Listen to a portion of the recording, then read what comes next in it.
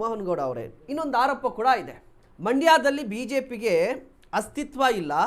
ಆ ಅಸ್ತಿತ್ವಕ್ಕೆ ಅಥವಾ ಆ ಅಸ್ತಿತ್ವವನ್ನು ಕ್ರಿಯೇಟ್ ಮಾಡಲಿಕ್ಕೆ ಅಥವಾ ಪಿಚ್ಚನ್ನು ರೆಡಿ ಮಾಡಲಿಕ್ಕೆ ಹಿಂದೂ ಸಂಘಟನೆಗಳು ಕೂಡ ಗಲಭೆ ನಡೆಸ್ತಾ ಇದ್ದಾವೆ. ಬಿಜೆಪಿ ಪರವಾಗಿ ಈ ಗಲಭೆಗೆ ಹಿಂದೂ ಸಂಘಟನೆ ಕೂಡ ಬೂಸ್ಟ್ ಕೊಡ್ತಾ ಇದೆ ಅನ್ನುವ ಆರೋಪ ಇದೆ. ನೋಡಿ, ಈ ಒಂದು ಹೇಳಿಕೆ BK ಹರಿಪ್ರಸಾದ್ ಅವರು ಹೇಳಿಕೆಯನ್ನು ಕೊಟ್ಟಿದ್ದಾರೆ. ಇದು ಅತ್ಯಂತ ಬೇಜವಾಬ್ದಾರಿಯುತ ಹೇಳಿಕೆ. ಅತ್ಯಂತ ಬೇಜವಾಬ್ದಾರಿಯುತ ಹೇಳಿಕೆ. ಈ ಹೇಳಿಕೆನೇ ಇವತ್ತು ಆ ಹೇಳಿಕೆಯನ್ನು ಕೊಡದೆ ಹೋಗಿದ್ರೆ ನಿಜವಾಗಿ ಅವರಿಗೆ ಅಲ್ಲಿ ಗಣೇಶನ ಮೇಲೆ ಕಲ್ಲು ತೂರಾಟ ಮಾಡಿ ಗಣೇಶ ಮೂರ್ತಿ ವಿಭಜನೆ ಮಾಡಿ ಗಣೇಶ ಅಲ್ಲಿ ಏನು 50 ಜನಕ್ಕೆ ಹೆಚ್ಚು ಗಾಯಗೊಂಡರು, ಅವರಿಗೆ ಆ ಘಟನೆಯನ್ನು ಖಂಡನೆ ಮಾಡಿದರೆ ನಿಜವಾಗಿ ಅವರಿಗೆ ನೈತಿಕತೆ ಇದ್ರೆ ಇವತ್ತು ಅನ್ಯಾಯ ಯಾರಿಗಾಗಿದೆ? ಗಣೇಶ ಭಕ್ತರಿಗೆ, ಹಿಂದೂ ಕಾರ್ಯಕರ್ತರಿಗೆ. ಕಲ್ಲು ತೂರಾಟ ಯಾರ ಮೇಲಾಗಿದೆ? ಅವ್ರ ಮೇಲೆ. ಕಲ್ಲು ತೂರಾಟ ಮಾಡಿದವರು ಯಾರು? ಮುಸ್ಲಿಮ್ಸ್ ಸಮುದಾಯದವರು. ಈಗಾಗಲೇ ಹೇಳಿದ್ರು, ಬೇರೆ ಬೇರೆ ರಾಜ್ಯಗಳಿಂದ ಬೇರೆ ಬೇರೆ ಜಿಲ್ಲೆಗಳಿಂದ ಕರೆಸಿ ವ್ಯವಸ್ಥಿತ ಪ್ಲಾನ್ ಮಾಡಿ ಸ್ಟ್ರೀಟ್ ಲೈಟನ್ನು ಆಫ್ ಮಾಡಿ ಅದನ್ನು ಮಾಡಿದ್ದಾರೆ. ಅದನ್ನು ಆ ಘಟನೆಯನ್ನು ಖಂಡಿಸುವ ಬದಲು ಯಾರು ಆ ಘಟನೆಯನ್ನು ಮಾಡಿದರೆ ಅವರನ್ನು ಅರೆಸ್ಟ್ ಮಾಡ್ತೇವೆ, ಅವ್ರ ಮೇಲೆ ಕ್ರಮ ತೆಗೆದುಕೊಳ್ತೇವೆ ಅದನ್ನು ಹೇಳೋ ಮೊದಲು ಈ ಘಟನೆಗೆ ಅವರನ್ನು ರಕ್ಷಣೆ ಮಾಡಲಿಕ್ಕಾಗಿ ಯಾರು ಕಲ್ಲು ತೂರಾಟ ಮಾಡಿದ್ದಾರೆ, ಯಾರು ಕಾನೂನು ಸುವ್ಯವಸ್ಥೆಯನ್ನು ಹಾಳು ಮಾಡಿದ್ದಾರೆ. ಒಂದ್ ನಿಮಿಷ, ನೀವು ಮಧ್ಯೆ ಮಾತಾಡಬೇಡಿ.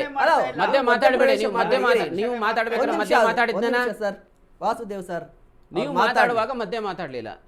ನೋಡಿ, ಒಂದು ಆಳುವ ಸರ್ಕಾರದ ಜವಾಬ್ದಾರಿ ಹೇಗಿರಬೇಕು, ಹೇಗೆ ನಡ್ಕೊಳ್ಬೇಕು, ಆ ರೀತಿ ನಡ್ಕೊಂಡಿದೆಯಾ? BK ಹರಿಪ್ರಸಾದ್ ಅವರು ಹೇಳಿಕೆನೆ ಇವತ್ತು ಇಸ್ಲಾಮಿಕ್ ಶಕ್ತಿಗಳು ಹಿಂದೂ ಏನು ಶಾಂತ ರೀತಿಯಿಂದ ಹೋಗ್ತಾ ಇರುವಂಥ ಮೆರವಣಿಗೆ ಮೇಲೆ ಕಲ್ಲು ತೂರಾಟ ಮಾಡಲಿಕ್ಕಾಗಿ ಅಥವಾ ಈಗ ಸಂಗಮೇಶ್ ಅವರ ಇದರಲ್ಲಿ ಪಾಕಿಸ್ತಾನ್ ಜಿಂದಾಬಾದ್ ಅಂತ ಘೋಷಣೆ ಕೂಗ್ಲಿಕ್ಕಾಗಿ ಈ ಹೇಳಿಕೆಯೇ ಕಾರಣ.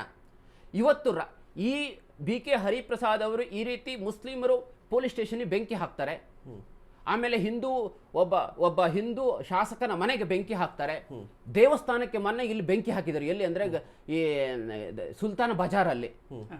ನೋಡಿ, ಈ ಬೆಂಕಿ ಹಾಕಿದಾಗ ಅದಕ್ಕೆ ಕಾರಣ ಸ್ಟೇಟ್ಮೆಂಟ್ ಕೊಡುವಂಥದ್ದು, ಅದನ್ನು ಘಟನೆ ಖಂಡನೆ ಮಾಡೋದಿಲ್ಲ. ಇಸ್ಲಾಮಿಕ್ ಶಕ್ತಿಗಳ ಘಟನೆಯನ್ನು ಖಂಡನೆ ಮಾಡೋದಿಲ್ಲ, ಅದು ತಪ್ಪಿದೆ, ಅವ್ರ ಮೇಲೆ ಕಾನೂನು ಕ್ರಮ ತೆಗೆದುಕೊಳ್ತೇವೆ, ಕಾನೂನು ಸುವ್ಯವಸ್ಥೆ ದಾಳಿದಾರ. ಅವ್ರು ಫಸ್ಟ್ ಹೇಳುವಂಥದ್ದು ಈ ಘಟನೆಗೆ ಕಾರಣಕರ್ತ RSS, ಹಿಂದೂ ಮುಖಂಡರು. ಈಗ ಹೇಳಿದ್ರಲ್ಲ, ಈ ಘಟನೆ ಹಿಂದೆ ಇವರು ಮುಖಂಡರು ಬಂದಿದಾರ ಅಂದ್ರೆ ಈ ಸರ್ಕಾರ ಇದನ್ನು ಸ್ಟೇಟ್ ಸ್ಪಾನ್ಸರ್ಡಾ? ನೀವು ಗಲಾಟೆ ಮಾಡಿ ನಿಮಗೆ ಪ್ರೊಟೆಕ್ಷನ್ ನಾವು ಹೇಳಿಕೆ ಮೂಲಕ ಕೊಡ್ತೇವೆ. ನೋಡಿ, ನಿನ್ನೆ ಅಲ್ಲಿ ಅಟ್ಯಾಕ್ ಆಗಿದೆ. ಅಟ್ಯಾಕ್ ಆಗಿದ್ದು ಅಲ್ಲಿ ಆ ಮಹಿಳೆಯರು ಸೇರಿ ಅದನ್ನ ಭಾರತ್ ಮಾತಾ ಕಿ ಜೈ ಅಂತೇಳಿ ಯಾರು ಗಣೇಶ್ ಮೂರ್ತಿ ಮೇಲೆ ಅಟ್ಯಾಕ್ ಮಾಡಿದ್ದಾರೆ ಅವರನ್ನು ಬಂಧಿಸಿ ಹೇಳಿದ್ರೆ ಘೋಷಣೆ ಇದು ಮಾಡಿದ್ದಾರೆ. ಅವ್ರ ಮೇಲೆ ಮಾರಣಾಂತಿಕ ಬರ್ಬರವಾಗಿ ಲಾಠಿ ಚಾರ್ಜ್ ಮಾಡಿದ್ದಾರೆ. 500 ಹಿಂದೂ ಕಾರ್ಯಕರ್ತರ ಮೇಲೆ FIR ಮಾಡಿದ್ದಾರೆ. ಇದೇ ಪ್ರಶ್ನೆ ಕೇಳ್ತಾ ಇರುವಂತದ್ದು.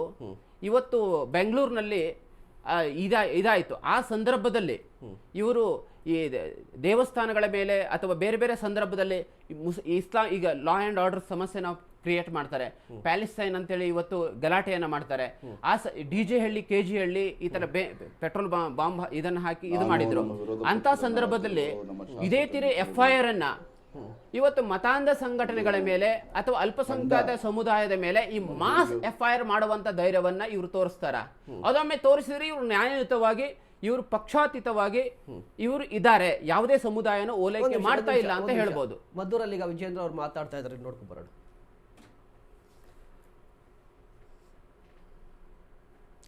ಸದ್ಯ ಮದ್ದೂರಲ್ಲಿ ಸಾಮೂಹಿಕ ಗಣೇಶ ವಿಸರ್ಜನೆಗೆ ಎಲ್ಲಾ ರೀತಿಯ ಸಿದ್ಧತೆಗಳು ನಡೆದಿದೆ. ವಿರೋಧ ಪಕ್ಷದ ನಾಯಕರ ಹಾದಿಯಾಗಿ ರಾಜ್ಯ ಬಿಜೆಪಿ ಘಟಕದ ಅಧ್ಯಕ್ಷರು ಕೂಡ ಮದ್ದೂರಿಗೆ ಭೇಟಿಯನ್ನು ಕೊಡಲಿದ್ದಾರೆ.